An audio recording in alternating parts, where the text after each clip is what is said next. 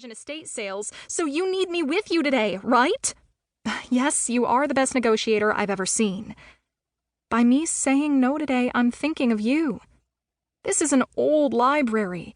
There's lots of flights of stairs to hike up, and from what I've been told, there isn't any air conditioning in the building. You'd be miserable and hate every minute of it. Addie placed her fingertip under Serena's chin and tipped her downcast face up, forcing Serena to look into her eyes. Don't you see?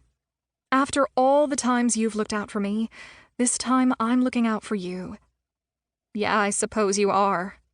No air conditioning? Really? Serena shuddered. I don't think I could handle that. She cradled her bulging tummy. That's right. Addie studied her friend's face in case her words brought on another round of tears. The building's too old, and to refit it would cost a fortune. It's one of the many reasons why the library is being closed down. She eyed Serena, who, from the way she gnawed on her bottom lip, was still fighting back hormonally charged tears. I hear it's stuffy and the air's filled with dust motes. Ghastly is one way a customer described it. Of course, that wasn't entirely true, but Addie knew the more horrible it sounded, the less likely Serena would feel she was being excluded from an adventure. Besides, what if she went into labor when they were on the highway? The mere thought gave Addie the heebie-jeebies. What did she know about delivering a baby?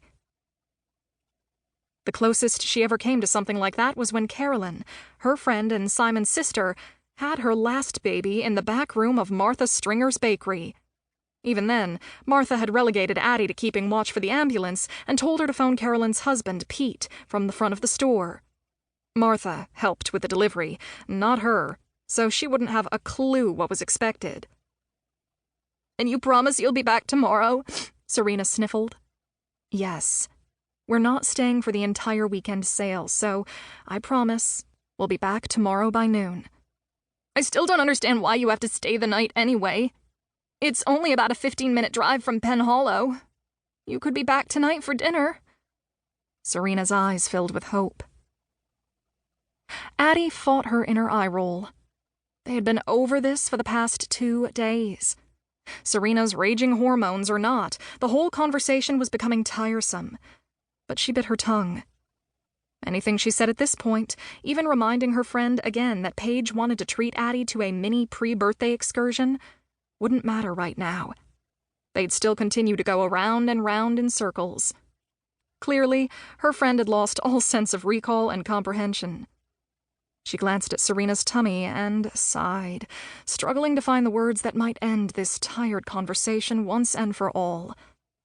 To Addie's relief, Paige popped her blonde, curly head out of the front door of Beyond the Page. The mini's filled in the back. Should I gather up Pippi's toys so we can head out now? Paige's gaze flicked from Addie to a teary-eyed Serena. Or not? She stepped out onto the sidewalk. Is everything okay? Addie looked fleetingly from Serena to Paige and gave a helpless shrug when Serena's tears renewed and rolled down her splotchy cheeks. Oh, no, sweetie, what's the matter? Cried Paige, hurrying to Serena's side. I just feel so useless and left out of everything, she sobbed.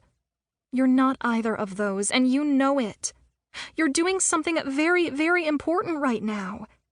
Paige wrapped her arms as best she could around Serena and held her close.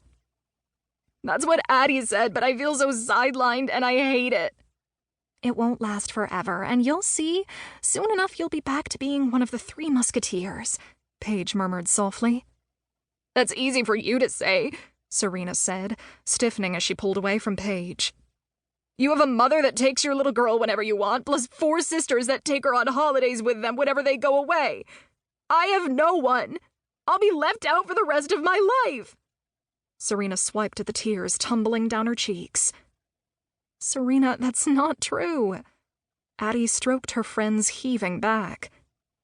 You have a whole village of people here that love you, and your parents will dote on your baby, not to mention your brother.